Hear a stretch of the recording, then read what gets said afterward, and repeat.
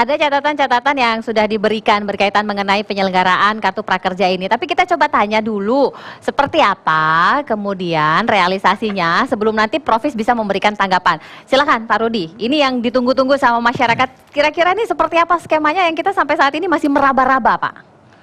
Jadi ya, skema Kartu Prakerja itu memang awalnya kita desain untuk memberikan skill atau keterampilan kepada masyarakat yang belum pernah menikmati atau belum pernah masuk ke dalam dunia kerja. Nah, tapi seperti yang tadi disampaikan oleh Pak Saleh juga bahwa kemudian ada namanya COVID-19 sehingga kita mengalihkan atau dengan Bapak Presiden meminta supaya Kartu Prakerja ini menjadi salah satu instrumen untuk menyalurkan bantuan sosial. Nah, besaran insentif ini ada dua komponen. Yang pertama adalah komponen pelatihan, yang kedua adalah komponen insentif tunai. Nah, awalnya kita desain komponen pelatihan ini memang besar karena ditujukan juga untuk pelatihan-pelatihan yang sifatnya offline. Hanya online itu hanya yang bersifat related kepada digital skills. Nah, tiba-tiba dengan adanya ini kita mengubah skemanya sehingga komponen insentif itu kita besarkan menjadi 2.550.000, sedangkan komponen pelatihannya menjadi 1 juta. Nah, dari komponen itu mereka bisa mendapatkan manfaat itu apabila mereka telah menyelesaikan paling tidak 1 modul pelatihan. Baru uang insentif per bulan sebesar 600.000 itu bisa dicairkan. Begitu juga dengan otomatis kepada bulan-bulan berikutnya sampai 4 bulan kemudian. Nah, itu yang skema yang ada pada saat ini. Gitu. Jadi tidak kemudian serta-merta 3,5 itu diterima dan bisa dicairkan secara langsung oleh para pengguna ya? 1 juta yang uang 3,550 itu masuk langsung kepada, begitu mereka sukses menjadi penerima manfaat, uang 3.550.000 itu langsung masuk kepada virtual account mereka. Nanti di dashboard di websitenya mereka akan keluar bahwa yang bisa dibelanjakan hanya 1 juta yang pertama gitu untuk biaya pelatihan. Dan ini boleh mereka ini dalam kontrol mereka untuk menggunakan pelatihan apapun sampai pagu dengan 1 juta.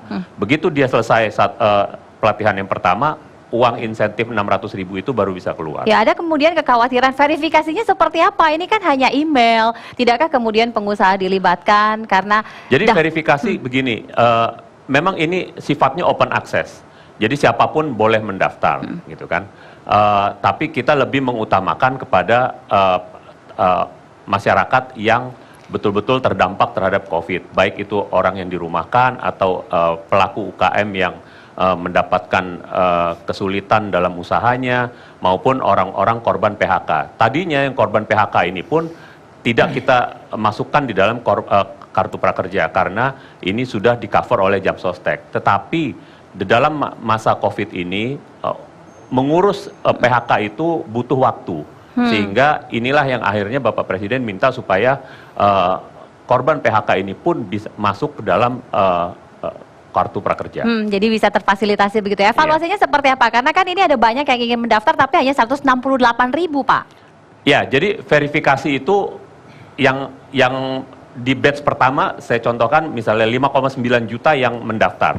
Lalu setelah ada verifikasi NIK, karena ini kita harus memverifikasi dengan NIK, apakah mereka 18 tahun ke atas atau tidak. Lalu kita verifikasi lagi dengan Dapodik, karena persyaratannya harus di atas 18 tahun dan tidak dalam pendidikan formal, sekolah maupun kuliah.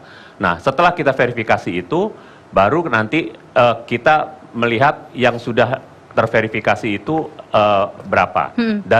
Dari setelah hasil verifikasi itu nanti ada lagi face recognition. Itu yang menjadi alat kita yang terakhir supaya ini tidak disalahgunakan. Nah, itulah keluar angka berdasarkan kuota yang kita kita kelompokkan di dalam tiap minggunya sampai dengan akhir tahun. Jadi itu yang keluar 168.000 orang itu untuk batch pertama. Jadi tidak serta-merta hanya berdasarkan email begitu ya Pak ya? Bukan, jadi kita sampai ke verifikasi recognition juga kita lakukan. Jadi udah jelas datanya juga bisa dikonfirmasi ke perusahaan-perusahaan yang mungkin dimungkinkan bahwa mereka adalah korban PHK begitu ya?